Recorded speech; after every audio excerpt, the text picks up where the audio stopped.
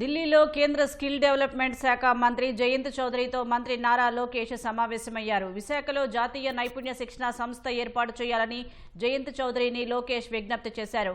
విశాఖ జిల్లా పెదగంట్యాడలో 5 ఎకరాల స్థలాన్ని ఎన్ఎస్టీఐ కోసం రాష్ట్ర ప్రభుత్వం ముందస్తుగా గుర్తించిన విషయాన్ని ఆయన దృష్టికి తీసుకువెళ్లారు.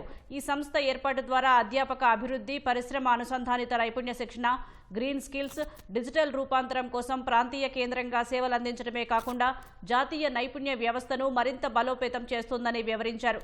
అదేవిధంగా రాష్ట్రంలో ప్రస్తుతం అమల్లో ఉన్న పరిమితిని మించి ఎస్బీటీఈటీ ద్వారా ఎన్సీబీఈటీ అర్హతలను పెద్ద ఎత్తున స్వీకరించేందుకు ప్రత్యేక అనుమతి మంజూరు చేయాలని కోరారు.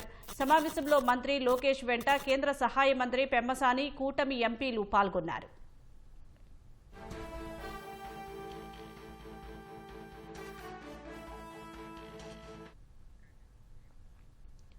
కేంద్ర రైల్వే సమాచార ప్రసార ఎలక్ట్రానిక్స్ ఐటీ శాఖల మంత్రి అశ్విని వైష్ణవ్తో లోకేష్ భేటీ అయ్యారు. సమావేశంలో పలు ప్రాజెక్టులపై చర్చించారు. రాష్ట్రంలో నైపుణ్య గణన కోసం అత్యాధునిక ఏఐ టెక్నాలజీతో రూపొందించిన నైపుణ్యం పోర్టల్ గురించి అశ్విని వైష్ణవ్కు వివరించారు.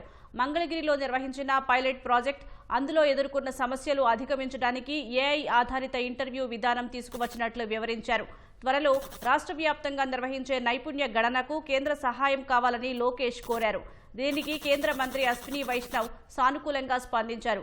రాష్ట్రంలో యువ పారిశ్రామికవేత్తలు, ఔత్సాహిక వ్యవస్థాపకులకు అద్భుతమైన వేదికగా ఏర్పాటు చేసిన రతన్ టాటా ఇన్నోవేషన్ హబ్కు మెల్ట్ బై స్టార్టప్ హబ్ మద్దతుగా నిలవాలని విజ్ఞప్తి చేశారు.